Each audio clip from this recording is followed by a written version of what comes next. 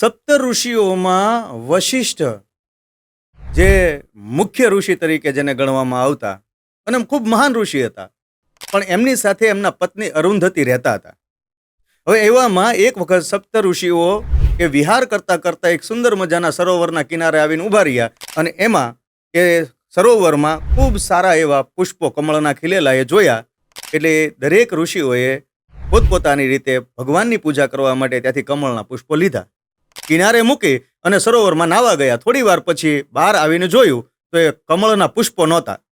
એટલે એક પછી એક ઋષિઓ પોતાની રીતે પ્રતિજ્ઞા લેવા માંડ્યા કે મેં જો આ પુષ્પો લીધા હોય અથવા તો મને એની જાણ હોય તો આ પ્રકારનું પાપ મને લાગે, આ પ્રકારનું પાપ લાગે. એમાં એક ઋષિએ એવું કીધું કે મેં જો આ કમળના પુષ્પો લીધા હોય કે મને જાણ હોય તો એક ગાયની હત્યા કરવાનું જે પાપ હોય એ પાપ મને લાગે. બીજા એક ઋષિએ એવું કીધું કે મને આ કમળ વિશે કઈ જાણ હોય અથવા તો મેં લીધા હોય તો એક સગર્ભા સ્ત્રીની હત્યા કરવાનો જે પાપ લાગે એ પાપ મને લાગે.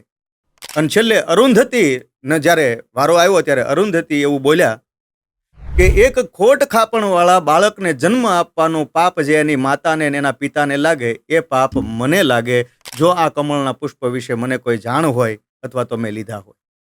બાળકને ખોડ ખાપણવાળું જન્મવું એ મા બાપ તરીકે એનું પાપ મને ને તમને લાગતું હોય છે. આવું શાસ્ત્રોમાં ઉલ્લેખ પણ છે.